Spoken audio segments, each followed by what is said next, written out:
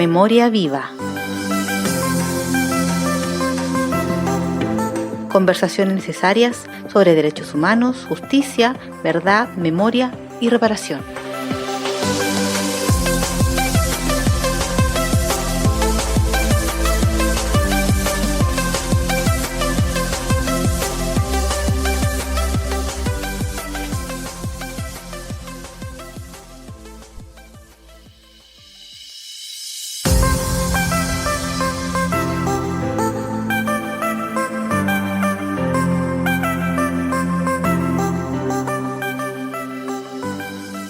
Hola, hola, ¿qué tal? ¿Cómo están? Nuevamente, un saludo para todas, todos y todas. Estamos transmitiendo nuevamente nuestro espacio Memoria Viva, un espacio que hemos denominado necesario para tener conversaciones sobre derechos humanos, memoria, verdad, justicia, patrimonio, reparación. Como todas las semanas, con una persona invitada, digamos, pero tremenda, que va a estar aportando a la conversación, pero antes saludar a quienes también se hacen parte, digamos, de este espacio, en la parte técnica, mi amigo y compañero Jorge Benavente, alias Barbavente, y hoy día también vamos a contar con la presencia de otra compañera del Observatorio de Derechos Humanos y Violencia Policial, Romina Ampuero, que nos va a estar acompañando. Nuestro invitado de hoy, Roger Rivera Grandón, a quien no voy a presentar, porque el estilo de este espacio es no presentar, sino que es hacerle a él la pregunta de quién es Roger, y como ya lo hemos dicho en otros momentos, puede ser o puede parecer una pregunta muy sencilla, pero preguntarle a la persona quién es, y en este caso quién es Roger, creemos que resulta tremendamente significativo por todos los años de resignificación de la persona, y me imagino que Roger, con cada acontecimiento nuevo de nuestro país, también se ha puesto en algún momento a pensar, digamos, de quién es este Roger, por ejemplo, del 2021, quién era el Roger del 2019. Así que partimos este espacio conversando con Roger y preguntándole a él quién es Roger. Bienvenido, Roger, ¿qué tal? Hola, gracias por la invitación. Es loco que una pregunta tan fácil cause tantas cosas, porque la resignificación que tú mencionas, en mi caso ha sido extrema. Y tengo 50 años cumplidos, voy a cumplir 51, así que me bendice el demiurgo. Y mi carrera política, mi involucramiento en política comenzó a los 15 años, bajo dictadura, y obviamente una de las cosas que define quién es Roger Rivera. Grandón, porque mi padre también se llamó Roger Rivera, y toma una significancia mayor ser hijo de él, puesto que el año pasado me enteré que había muerto, hace 3 años, por el tema del 10%. Me enteré porque a un hombre que tuve una relación tan conflictiva de toda la vida, yo me fui a la casa a los 15 porque me tenía que ir, ¿no? Pero ahora hace poco me entero que el caballero era ayudista de la CIFA, del Servicio de Inteligencia de la Fuerza Aérea. Y si él permitió que yo me fuera de la casa fue porque me puso cola. Entonces yo soy beneficiario de la Valech, confirmado. Fui dirigente estudiantil durante los 80, dirigente de la Izquierda Cristiana y de la Juventud Rebelde Miguel Enrique. Ahora que salió este video, ¿qué estabas haciendo tú el 5 de octubre en el video de Gabriel y Daniel? Yo estaba llorando, estábamos acuartelados y no podíamos creer que la gente estuviera tan feliz, y yo juraba que iba a haber ¿cómo iba a perder Pinochet? O sea, no, nosotros estábamos preparados para otra cosa. Entonces, esta lucha interna yo tuve que escapar de Chile, porque me tocaba servicio militar y siendo Rivera aparecí número 5. Eso era como el castigo que te iban a dar, te iban a mandar o al norte con las llamas o al sur con los pingüinos, pero la sacada de estucha diaria no te la iba a sacar nadie. Y siempre conflictuado con mi padre. O sea, uno no escoge quién es, de dónde nace. Pero ¿quién es Roger Rivera? Yo, Grandón, Roger Rivera Grandón. Soy un luchador de derechos humanos, defensor de derechos humanos, soy un hombre de izquierda. Y siempre lo he sido, y me siento orgulloso de serlo. Y la resignificación de qué quiere decir Roger Rivera hoy toma mucha más relevancia porque estoy involucrado en una demanda contra el Estado a nivel civil. Y uno de mis conflictos era, algún día vamos a tener que encontrar con este viejo que es mi papá. Pero no, se fue solo, triste y abandonado. Ni la familia supo que se había muerto, imagínate. Así mueren ellos. ¿Para qué continuar con eso?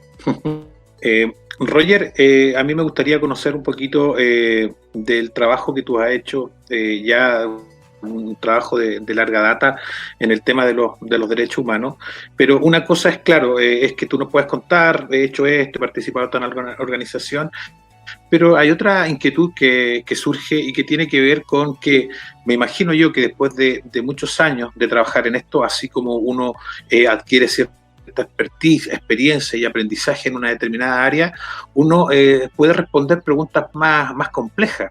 Y la pregunta compleja, entre comillas compleja, que me gustaría hacerte es cómo deberíamos entender nosotros el tema, por ejemplo, de la memoria, porque respecto a los derechos humanos pudiésemos encontrar una convención de que hay una definición de lo que es derecho humano, pero se me hace más difícil a mí definir cómo debemos entender la memoria respecto, ¿no es cierto?, del tema de los derechos humanos, de la justicia, la verdad y la reparación, no en su concepción, ¿no es cierto?, más psicosocial, sino que a esta construcción de lo que significa la memoria. Por lo tanto, es una pregunta doble de conocer un poco de tu experiencia, de cómo ha sido tu pasada por el trabajo en materia de derechos humanos. Tú ya te definías como un defensor y un luchador de derechos humanos, y cómo ese defensor y luchador de los derechos humanos nos podría contar hoy en día cómo tenemos que entender, por ejemplo, la memoria.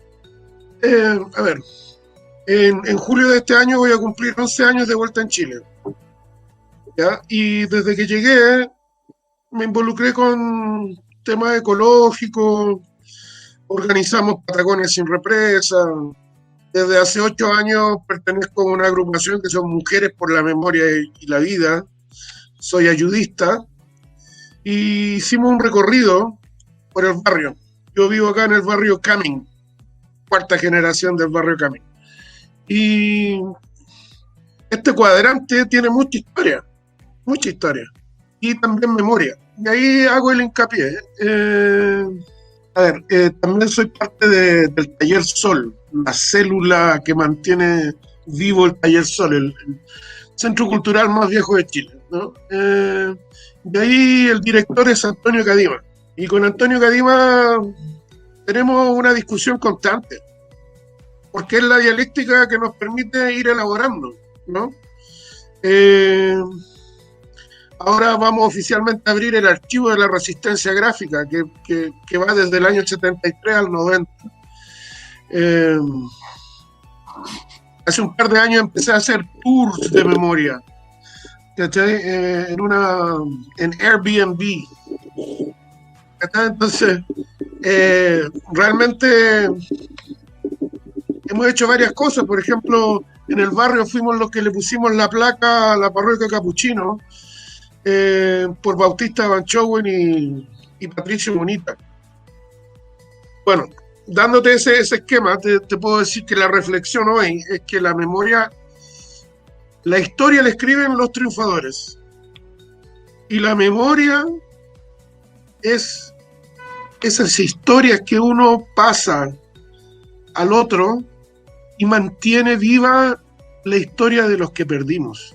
Siempre la memoria es el arma que tienen los desposeídos y los derrotados de subsistir.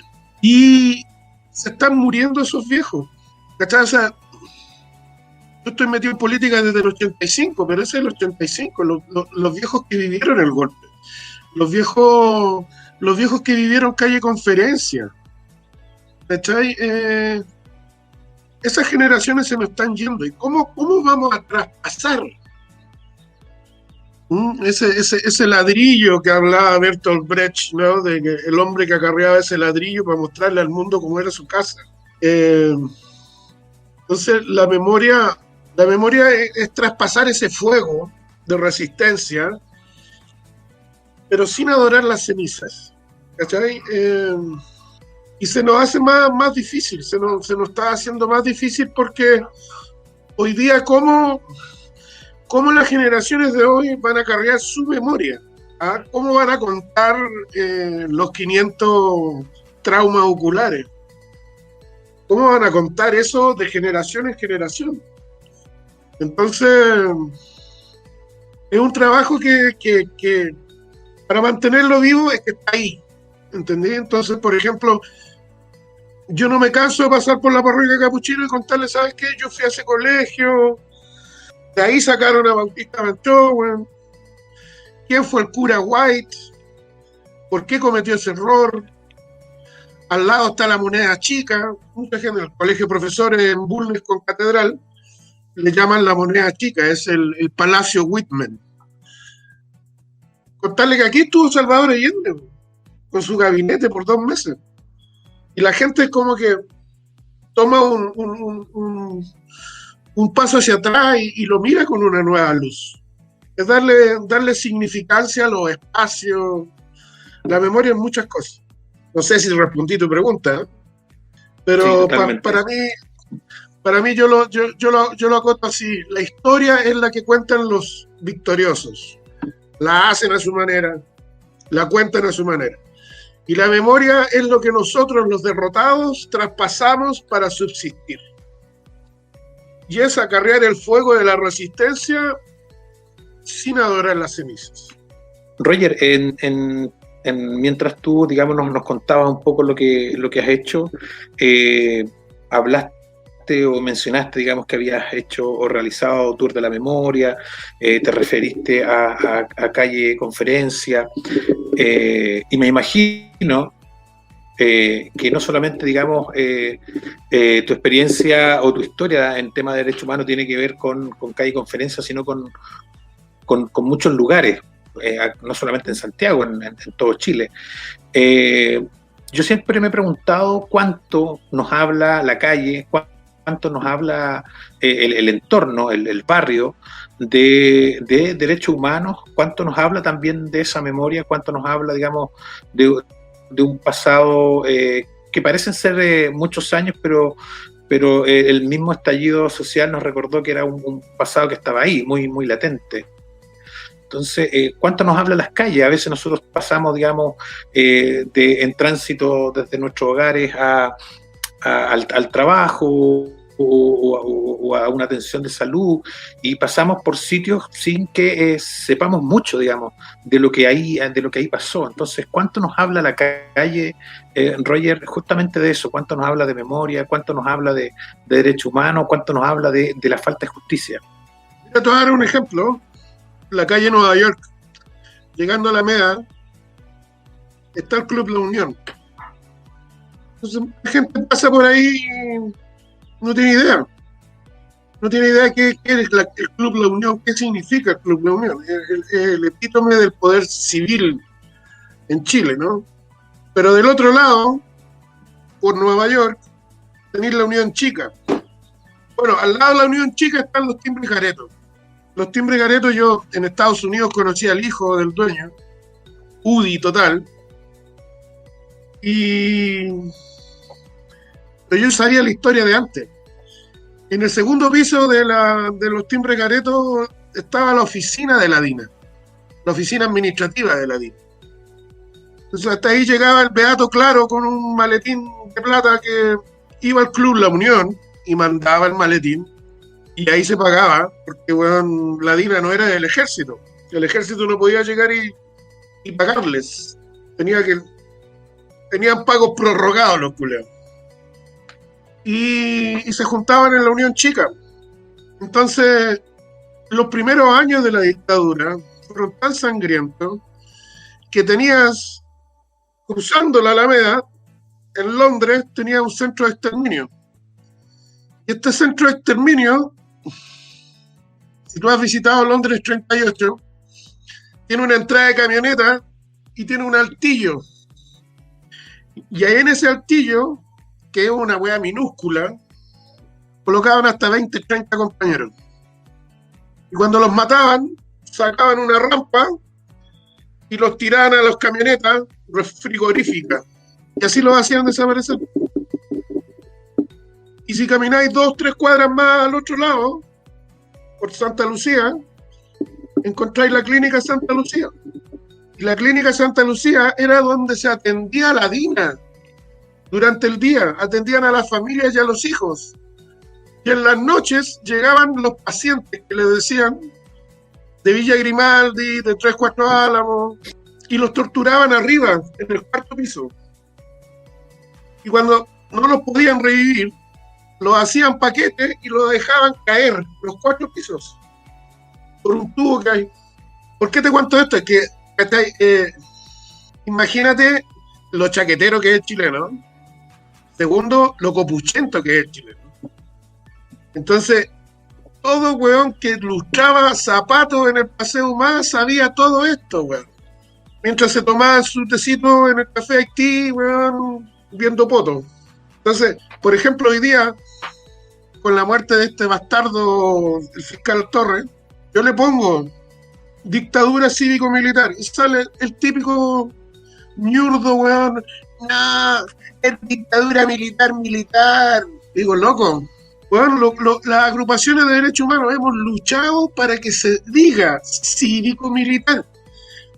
Y aquí está la estadística que a todo el mundo le gusta esconder. Si no hubiera habido más del 50% de apoyo civil a la dictadura, no podrían haber cometido las atrocidades que cometieron. Tenemos más del 50% que fue cómplice de la dictadura. Y al chileno no le gusta tragarse eso. Entonces, ¿cómo chucha terminamos con Patricio Aylwin, un weón que el día 13 de septiembre de su puño y letra felicitaba a Pinochet y la Junta, weón? Que mientras desaparecían, weón, se quedó callado, no hizo nada. No así su hermano. Uno no escoge la familia, weón. Pero pongámonos serios, ¿cachai? La dictadura cívico-militar. Hubieron muchos radicales que trabajaron para la dictadura, muchos demócratas cristianos que trabajaron para la dictadura. La CNI era civil, los peores torturadores eran civiles, como el Guatón Romo. Entonces, ahí te digo, imaginarse el Santiago del 73, 74, 75, en esas simples esquinas que te digo yo, Nueva York y Alameda, Londres Alameda, Santa Lucía Alameda, y es un triángulo, weón, de la concha de su madre. Bueno, yo no conocía detrás del Diego Portales porque, weón, se sabía que ahí vivían los CNI. ¿Para qué te iban a meter para allá? La CNI, weón, carreteaba en el Berries y en los Assassins. Ahí carreteaba la CNI. Entonces, la significancia de las cosas, por ejemplo, yo tengo esa naturaleza, weón, de que me gusta saber dónde chucha estoy. Entonces, por ejemplo, le preguntáis a la mayoría de la gente, ¿quién fue Ricardo Cummings? No sabe, pues, weón. ¿Quién fue, weón, el general Maturana, por ejemplo? No tiene puta idea. Por ejemplo, ¿quién sabe qué chucha significa toda lava? O Vitacura. Entonces yo soy de esos que, bueno, oye, ¿qué significa toda lava? Peldaños de Grea, por si acaso. En fin. Bueno, los saludo principalmente. Muchas gracias por invitarnos a estas instancias que son tan necesarias también en el trabajo de memoria. Siempre es importante reforzar la necesidad que tenemos de trabajar estos temas estaba escuchando atentamente a Roger también, que tuvimos la oportunidad de conocernos, de hecho, en la Clínica Santa Lucía. Esa Romina. Buena. Esta Romina, ¿cómo estamos? Buena, Y, bien. y bueno, escuchando también un poco lo que estaban conversando, me gustaría retomarlo, el tema de la memoria, como pensando un poco, sin caer en la conceptualización cerrada, ni entrar como en esas cosas quizás más académicas, también entender un poco la memoria desde esta construcción colectiva y lo necesario que es, en el fondo, revisar nuestra historia, que como bien decía Roger, la historia la escriben los vencedores, por lo tanto siempre tiene estos vacíos y que lamentablemente ha sido un deber de las familias, de los sobrevivientes, ir reescribiendo un poco los detalles de todo nuestro pasado reciente y entender desde ahí también el desafío que implica ahora todo lo que ha sucedido desde octubre en adelante del 2018, 2019, entender que las violaciones de los derechos humanos no se terminaron con la dictadura necesariamente, sino que más bien se institucionalizaron, por lo tanto hay muchas prácticas que quedaron entronadas en el Estado y en esta estructura que tiene, desde la represión, cómo se estructuran también sus policías, que es algo que se ha estado conversando mucho últimamente, y pensando también en miras a este proceso constituyente y todos los desafíos que implica trabajar estos temas hacia adelante, cómo debiésemos nosotros percibir la memoria como un derecho, ¿no? El derecho a la memoria es algo que está consignado y se entienden estas políticas de reparación que debiese ser un deber del Estado, por lo tanto hay todo un desafío hacia adelante en términos institucionales del país que estamos construyendo, cómo vamos a seguir tomando estos desafíos, y en ese sentido claramente hay mucho trabajo, o sea, hay que rescatar todos los méritos de todos los compañeros y compañeras que estuvieron trabajando durante todos estos años para mantener esta historia en pie, pero también nos quedan muchas cosas hacia adelante y lo que comentaba Roger también, estos nuevos desafíos que implica recuperar nuestras memorias, resignificar los espacios, lo que pasó con los monumentos, por ejemplo, durante la revuelta de octubre, o el estallido social, o el 18O, que le dicen mucho, o sea, ni siquiera tenemos todavía un concepto alineado de cómo estamos entendiendo este proceso que se abrió. Entonces hay mucho trabajo hacia adelante, pero siempre la memoria de alguna manera nos convoca en términos colectivos. Esa es una de las cosas iniciales, porque es transgeneracional, implica también un trabajo comunitario que ha sido muy complejo de levantar, las organizaciones, y cómo de alguna manera eso también es una forma de reparación simbólica frente a tanta impunidad que tenemos. O sea, nosotros podemos ver que el día de hoy, con estos nuevos procesos judiciales que se han abierto, se mantienen un poco esta dinámica de no generar justicia, ¿no? Y los procesos anteriores, que estamos hablando del 70 en adelante, el 80, todo lo que pasó hacia atrás, como tampoco esta falta de celeridad que tenemos es una forma de impunidad que se ha logrado establecer. Entonces ahí hacia adelante yo creo que queda un poco este trabajo de resistencia igual de las organizaciones y los propios desafíos internos que implica hacer este trabajo intergeneracional de que se pueda continuar estas labores.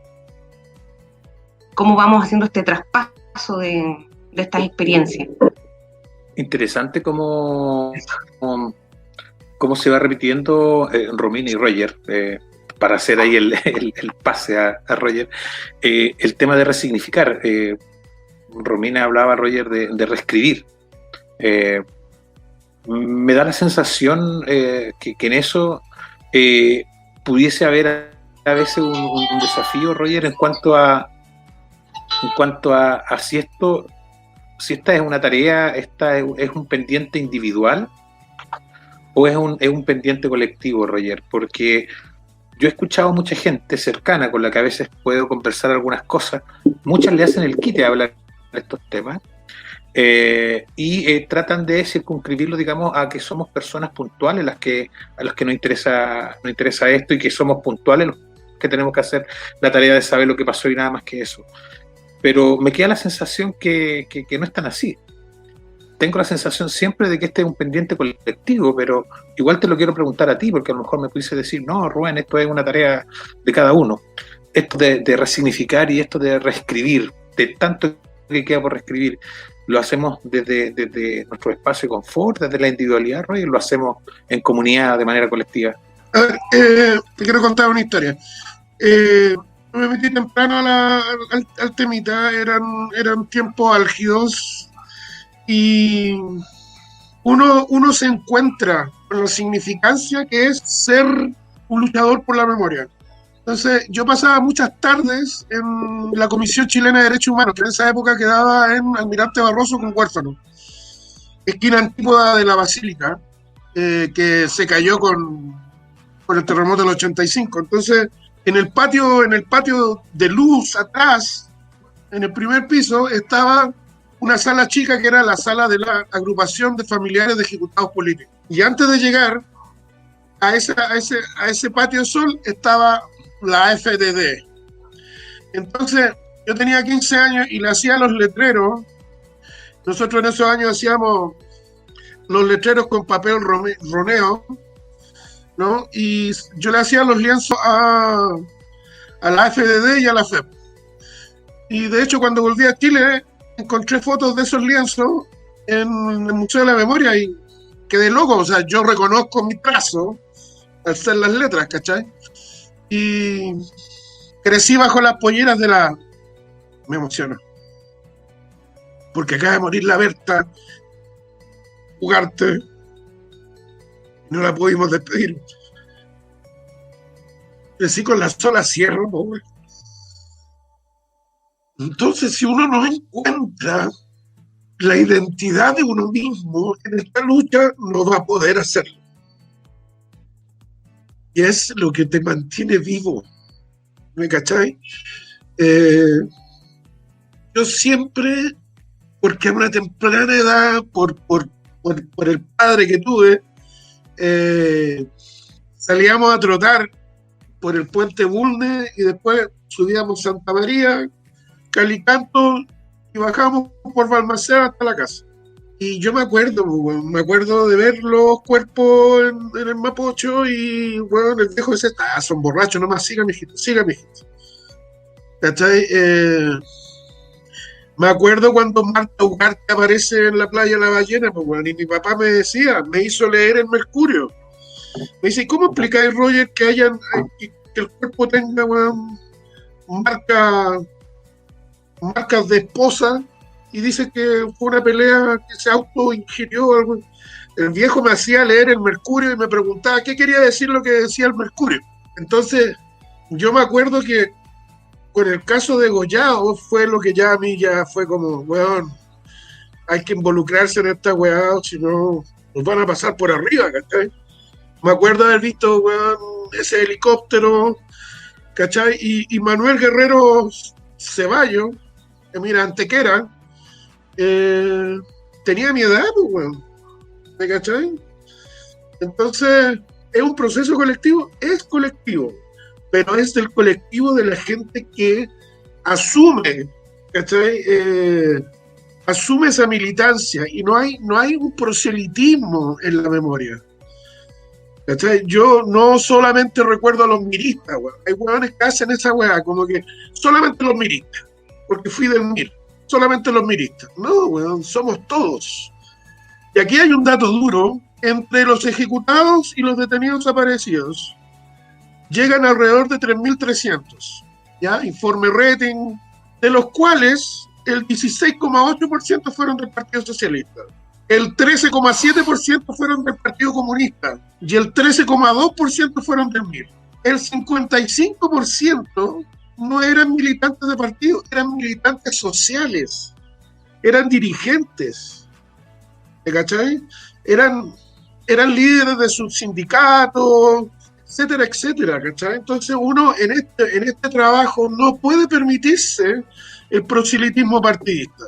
Eso, es colectivo, sí, pero es del colectivo de la gente que asume que, bueno, es tan grande la injusticia que para que esta gente viva y perdure y se pueda contar su historia, tú tienes que ser parte de esa historia. Entonces, ¿por qué yo me emociono para hablar de la Berta Ugarte? Porque, bueno, no la pudimos ir a despedir.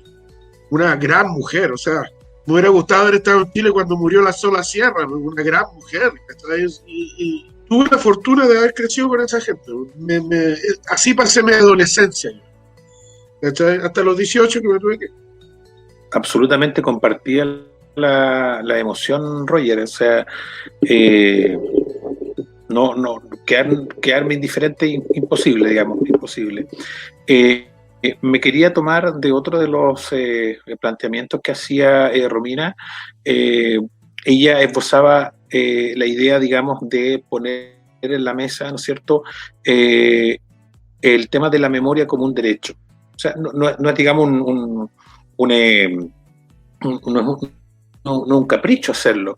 No es, digamos, un eslogan que en alguna de las miles de candidaturas que hay ahora y que ha pasado por estas situaciones, digamos, de quizás de vulneración a los derechos humanos, dijo, no, es un derecho, sino que es un tema bastante necesario. Y la pregunta es cómo lo hacemos. Estamos inmersos en un proceso constituyente en donde, más allá, digamos, de las críticas que se le puede hacer a cómo se gesta el proceso, de cómo finalmente va a quedar constituida, ¿no es cierto?, es la convención constitucional y todo eso, más allá de eso, las preguntas que uno se hace es cómo, por ejemplo, ponemos el tema de la memoria como un derecho en el proceso constituyente para que después quede plasmada en una nueva constitución, porque ahí yo veo de cierta manera o de cierta forma, Roger, que ahí hay un desafío tremendo.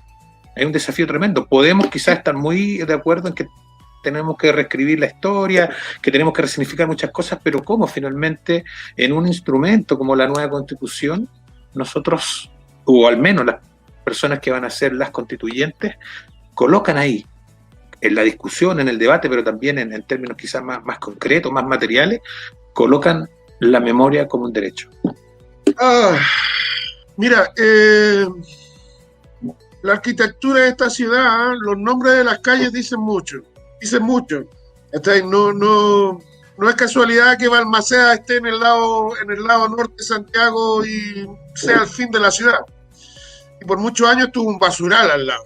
Entonces, no es casualidad que Ricardo Camin, que fue un saboteador del Partido Congresista en Valparaíso, termine en la calle República, en la Alameda Libertador Bernardo Higgins. Entonces las calles cuentan mucho, cuentan la historia que, por ejemplo, esta república se autoinventó. Yo partiría resignificando las calles. El tema para mí es que si la memoria se oficializa, quizás deja de ser memoria. Entonces, por ejemplo, el otro día había un amigo que me decía, oye, ¿te imagináis cuando lleguemos 100 años de aquí y nadie se acuerda quién era Augusto Pinochet? ¿Me cachai, no? No va a haber calle con ese culiao. No va a haber calle con el nombre de ese weón. ¿Cachai?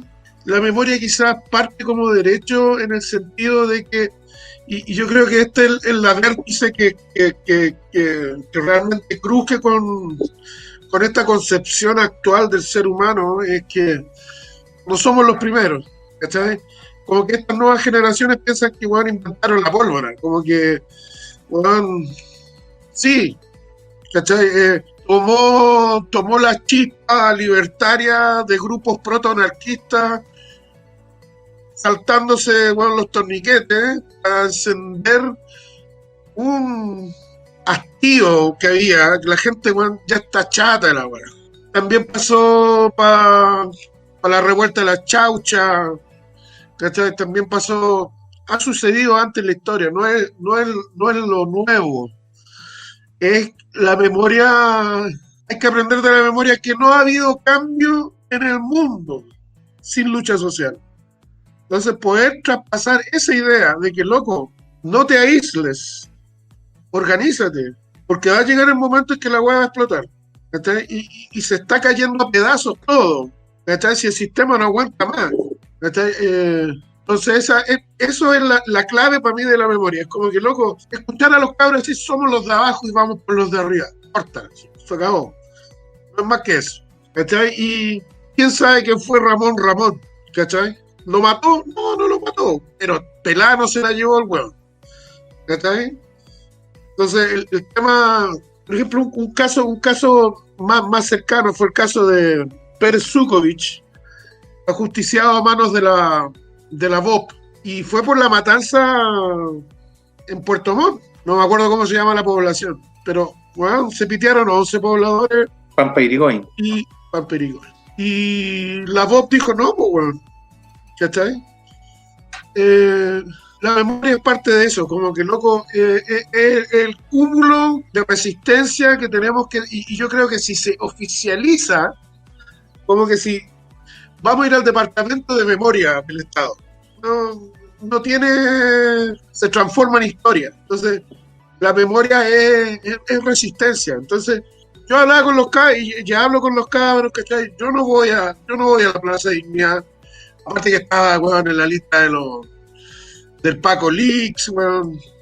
No tengo rodillas para correr, sufro apnea, bueno, una de esas lacrimógenas yo me voy, weón, me voy. Pero como vivo en el centro cultural, le hablaba a los cabros, loco. Hay que llegar mucho antes, hay que ver dónde están, tenéis que tener una ruta de escape, ¿cachai? Tenéis que tener un chequeo y contrachequeo, tápate las zapatillas, ¿cachai? Etcétera, etcétera, etcétera. O sea, nosotros bajo dictadura tuvimos ayuda de gente mayor que nosotros. Entonces, le falta eso a hoy, a los cabros un poco. Sí, ¿cachai? Si los huevones te permiten estar ahí, ellos te permitieron estar ahí. Porque ahora te vas a pasear por Rancagua y pasaste en la Plaza Italia y seguís para el oriente y, bueno, abandonaron la Plaza Italia, ¿no? ¿Cachai? Como que, loco, hay que venir hacia la moneda. Y partimos de esa discusión así como que, ¿cachai? Hay que dar, yo escuchaba la historia, todos los locos tomando chela en el parque forestal, digo, loco, y vos estáis ahí adelante los huevones y estáis sacándote, tenés que tú llevar a los pacos, tú agarrar a los huevones, no dejarte que ellos te encuadren a ti.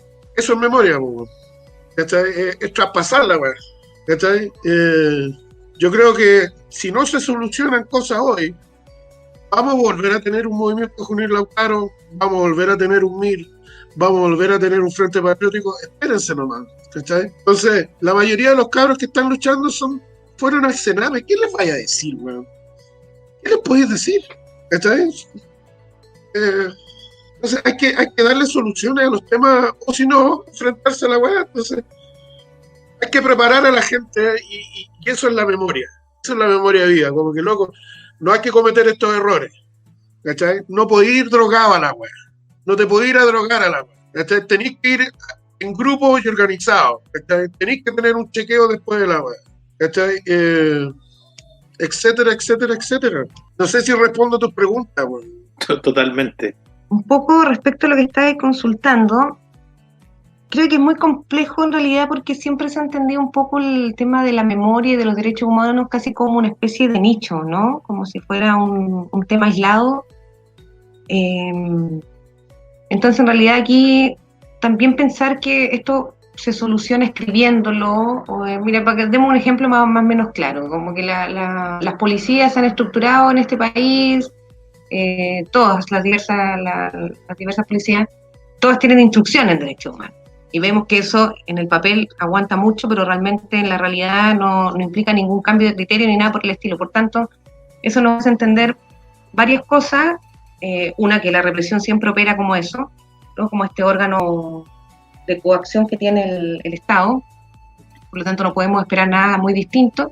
Y por otro lado, que la relevancia que tiene el trabajo en derechos humanos y en memoria, por supuesto, que es parte de eso también, implica un cambio cultural, ¿no? Implica entender también una forma de sociedad distinta. Por lo tanto, ahí estoy de acuerdo con todos estos cuestionamientos que se hacen desde la institucionalidad, de decir esto no basta con ponerlo como en un eslogan, esto no basta con ponerlo como en un principio, esto tiene que ver con algo mucho más profundo y es un trabajo a mucho más largo plazo también. Tenemos un tema en la educación, cómo entendemos la economía, cómo nos entendemos nosotros desde el individuo hasta en nuestro trabajo más colectivo, que también es algo que se ha mancillado con el tiempo. Entonces, probablemente la respuesta a eso es mucho más compleja de lo que podríamos estar conversando todos acá, porque implica también eso, un trabajo entre todos, cómo tomamos los derechos humanos como un principio que atraviese todas las instituciones, que atraviese también todas las diferentes capas que tiene la sociedad. Y desde allí es generar una construcción distinta en colectivo. Y en relación a la memoria, claramente la concepción del derecho se implica que tienes un deber que cumplir como Estado. O sea, a pesar de todo, este proceso constituyente quiere generar muchos cambios, pero hay algo dentro de la arquitectura, que era algo que también hablaba el Roger, de cómo se estructuran estas cosas que se terminan convirtiendo en estos nudos de corbata que más allá de dejar algo como esbozado como una frase o como una palabra dentro de algún principio o cómo se construye una institución, no es más que eso. Porque las propias lógicas internas también van amarrando estas cosas. Además que también existe ese riesgo, que es lo que hablaba Roger también, de cómo se vuelve solamente institucionalizado o no. Entonces acá también hay un riesgo que va para ambos lados, porque de alguna manera o se privatiza la memoria o se institucionaliza completamente, o sea, estás enfrentándote a un escenario que puede ser peligroso para ambos lados. Porque también tiene razón cuando hablamos de lo transversal que es. O sea, en el fondo también tenemos que entender que nuestras historias nos definen como individuos y también va determinando cómo avanzamos como sociedad o no. Entonces, tenemos que ser todos parte de ella, porque finalmente a todos nos afecta, a todos nos convierte en algo distinto. Por tanto, no puede seguir siendo esto solamente de unos pocos, sino que tenemos que lograr abrirnos realmente como a la sociedad toda. Y ahí viene este trabajo de hacerlo más comunitario, más abierto, más colectivo, también más transgeneracional, que las nuevas generaciones tengan este contacto directo con las antiguas generaciones, que se pueda desde ahí también hacer una reflexión más profunda, porque hay otros peros entre medio que también han imposibilitado el avance de las organizaciones. Entonces, claro, yo creo que de alguna forma, a modo personal, creo que tiene que ver con un cambio cultural mucho más profundo. Hay un tema con la educación que es muy importante también, o sea, en esta percepción mercantilista que se tiene de la educación, se hace muy complejo que los derechos humanos tengan un espacio efectivo. Y por otro lado también implica mantener siempre esta posición de activo, este ciudadano activo, este pueblo activo, que haga esta especie de contrapeso también a estas políticas estatales. O sea, tiene que ser un trabajo más bien conjunto, porque si no, corremos el riesgo de que se quede solamente como un discurso instalado, y eso también es perjudicial, que es volver a caer un poco en esta lógica como de los vencedores. Gracias, Romy. Estamos como claros, Roger, respecto del compromiso que tú has tenido con el tema de los derechos humanos, y hay una pregunta que tiene que ver cuáles son los deberes que tú crees que tienes que tener, al menos tú, con el tema. No solamente de cara, digamos, a lo que se vive, digamos, en estos momentos en el país post el 18 de octubre, sino en función, digamos, de lo que es tu vida. Y no solamente tu vida en función con el tema de los derechos humanos, la memoria, sino en función de tu vida como parte, digamos, de una sociedad, como una historia viviente, permanente. ¿Cuáles son tus deberes, si es que crees, sí, por cierto, que tienes deberes con el tema de la memoria y los derechos humanos, Roger? No sé si los llamaría deberes, es que no me veo no siéndolo. Te voy a dar un ejemplo. Yo viví casi cerca de 22 años en Estados Unidos. Y Estados Unidos tiene quizá el preso político de más larga data, Peltier, un indio Lakota. Entonces, obviamente cuando yo me fui a Estados Unidos, fui a visitar a todas las organizaciones de derechos humanos en Estados Unidos, que hay muchas, especialmente en Nueva York. Yo me radiqué muchos años en Washington, D.C. Entonces te menciono a Peltier porque obviamente me involucré para tratar de liberar a Peltier. Estoy hablando de los años 90, 91, ¿no? Y me sorprendía cuando ya hablaba más confianza con gente afroamericana y les preguntaba por Marcus Harvey, por ejemplo, que fue el que inventó la flota Black Star para hacer la repatriación de los negros a África. Antes de eso, The Free Slaves, los esclavos libres que crearon Liberia. Y se llama Monrovia la capital en honor al presidente que los liberó, Monroe, ¿no? Entonces, bueno, cuando los negros te dicen, no, loco, no tengo idea que eres Marcus Harvey. Digo, loco, Marcus Harvey, este. Dice, bueno, ¿cómo sabéis vos esa weá? Digo, el sufrimiento de todo hombre en mi memoria. donde uno se ubique, va a encontrar historias que te conmuevan. Todos los luchadores somos hermanos y hermanas. Entonces, de la misma manera, podía hablarle a un argelino hablándole de la independencia, movimiento independiente. Entonces, cuando uno vive en una ciudad cosmopolita, donde realmente es cosmopolita, porque en esa época en Chile vos veías un negro y le sacabas una foto, así como que, bueno, loco. Y cuando empezáis a ver que hay gente de todos lados del mundo, y los locos te dicen, ¿cómo sabía esa weá? ¿Cachai? Dicen, loco, porque deberíamos tener esa fraternidad, esa sororidad, ¿cachai? En Estados Unidos fui parte del primer congreso de una organización que se llamaba Food Not Bombs, y yo reclamaba, decía, que diga food nomás, ¿para qué le tenéis que meter el bomb? Lo bueno es no, hay que hacer la weá por la weá antibélica y la weá. Y regalábamos comida, ¿cachai? La crisis del 92, Estados Unidos le pegó bien fuerte. Aprendí mucho de los comunistas norteamericanos, weón. Porque el comunista norteamericano lo primero que hace es no decir que es comunista. Uno hace la pega, ¿cachai? Entonces, ¿existe el abuso? Sí, sí existe. No tenés que decirle, colocarle apellido y decir que tú soy de cualquier lado. Contarte otra parte, que también pertenecí al movimiento que les ganó en Washington, D.C. el referendo por la marihuana. De ahí vienen los dreadlocks, de esa época que no tenía dreadlocks, porque bueno, soy proto Rastafari. Entonces, no comparto mucho, pero éramos parte del piño que armó el referéndum.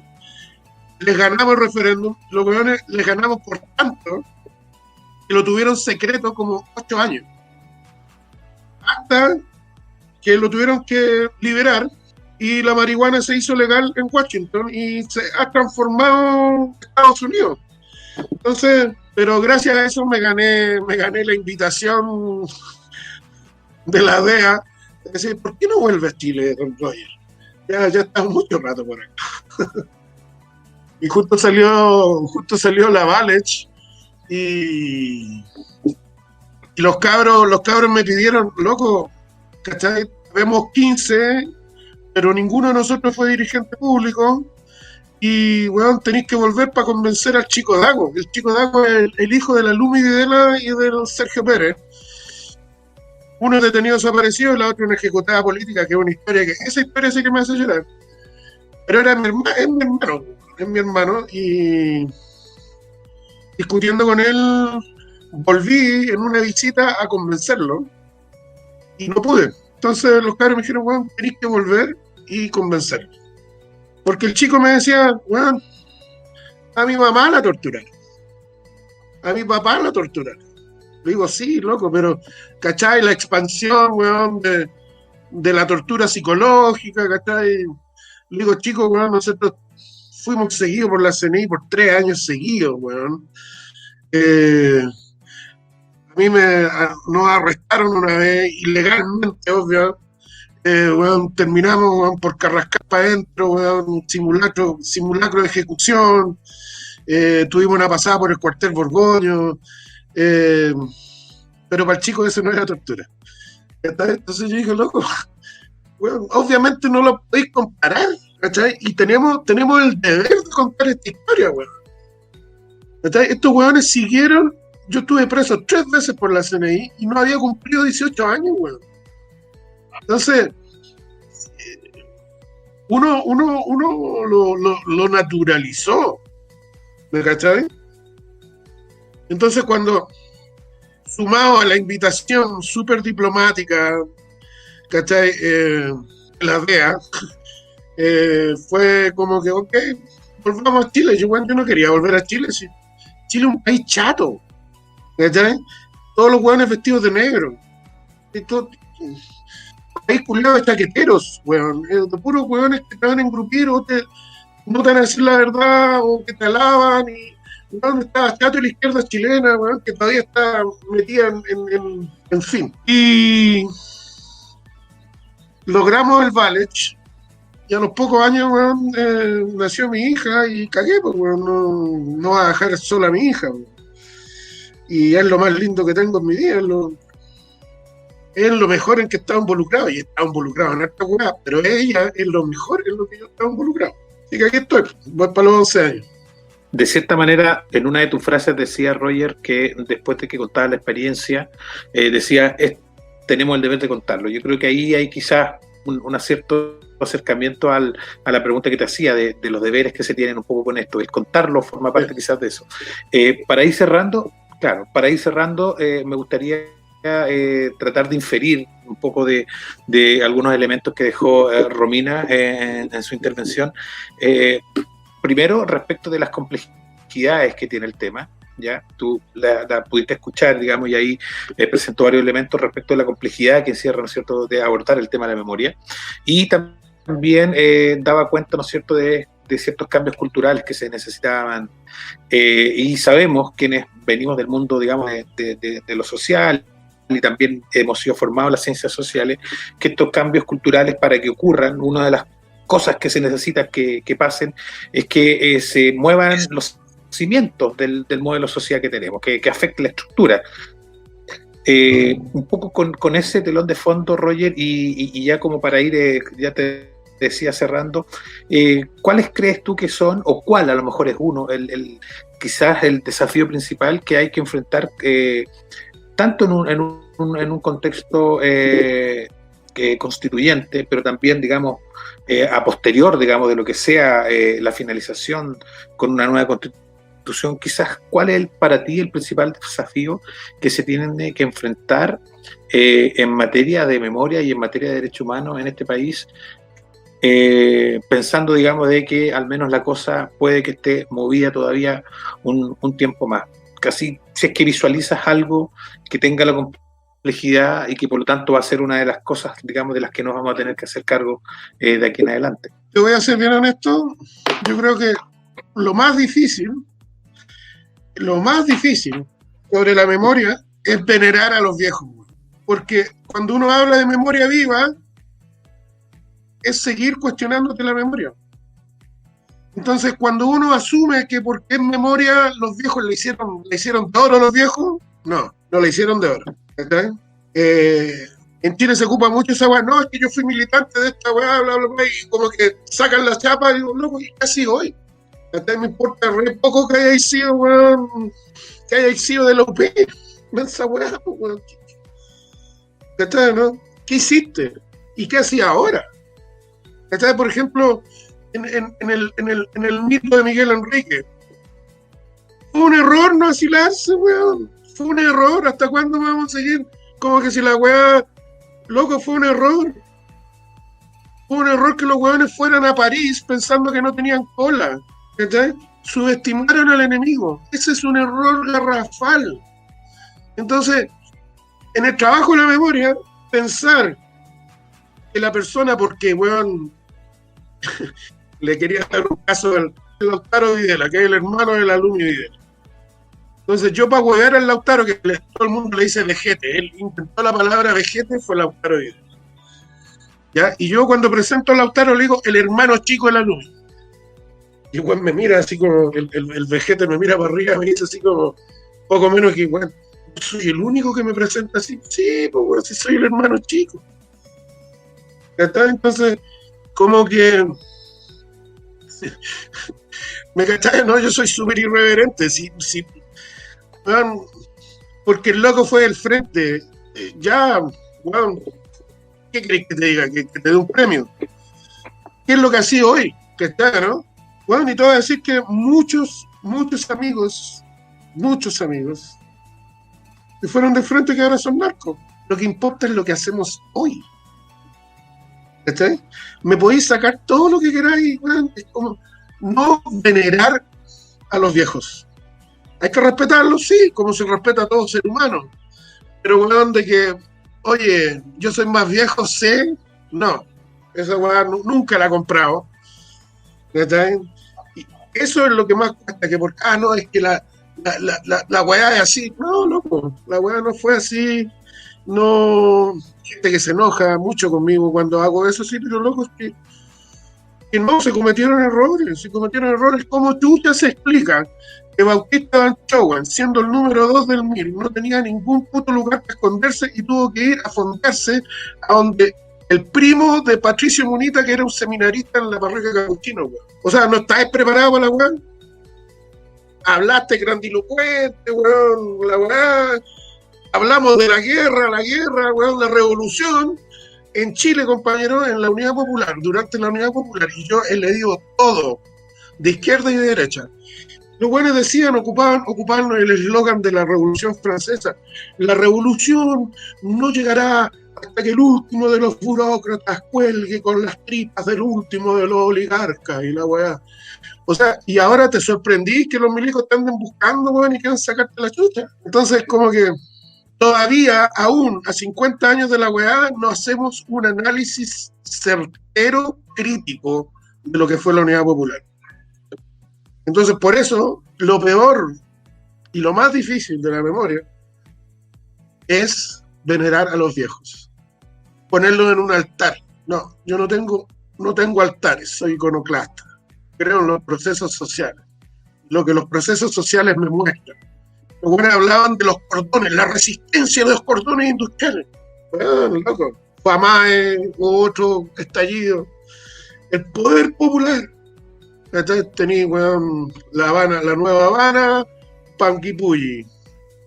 Y los reprimieron, sí, pero ¿cachai? Lo que voy, ¿no? Eso como que hay que ser crítico de uno mismo. Y no hay que tenerle miedo, porque queremos ser mejores. ¿Cachai? Entonces no quiero cometer esos mismos errores. Por eso es que yo no estoy dispuesto a mandar a los cabros como carne cañón con puta, weón, con molotov y con piedras contra, weón, fusiles de... ¿Cachai, no? Es irresponsable de mi parte, sería, weón, tener ese discurso hoy o no ayudar a prepararlos, a prepararlas. Eso es lo más difícil, hermano. Estamos llegando al final, Roger, en esta grata conversación que hemos tenido contigo, y para cerrar yo voy a quedar quizás con una expresión bastante cortita de una de las últimas cosas que dijiste, que es en relación a qué hacemos hoy. Me voy a quedar como con ese pendiente en materia de memoria y derechos humanos. ¿Qué hacemos hoy? ¿Qué hace cada uno de nosotros, de nosotras y de nosotres en el aquí y en el ahora, respecto, digamos, no solamente de lo que pasó en nuestra historia pasada, pero también muy reciente, sino qué es lo que vamos a hacer de aquí en adelante? Te quiero dar las gracias, Roger, por haber compartido este espacio hoy con nosotros, y también le vamos a dar las gracias a Romina, también una compañera del observatorio. Gracias, cabros. Chao, Roger. También le vamos a dar las gracias a Romina Ampuero, compañera del observatorio, que nos acompañó en este espacio. Romina. Muchas gracias a ustedes. Hoy estuvo muy interesante. Estamos llegando al final de nuestro programa. Este es un espacio que vamos a seguir desarrollando, teniendo conversaciones con distintas personas que están relacionadas de una u otra manera a través de su experiencia, porque han estudiado, porque han tenido aprendizaje, porque han sido víctimas, o porque consideran que es el deber que tienen para aportar, digamos, al desarrollo de su comunidad, de su espacio. Vamos a seguir abordando los temas con ellos. Esto es Memoria Viva, conversaciones necesarias sobre derechos humanos, memoria, reparación, justicia, verdad. Nos vemos en otro espacio. Que estén bien. Chao, chao.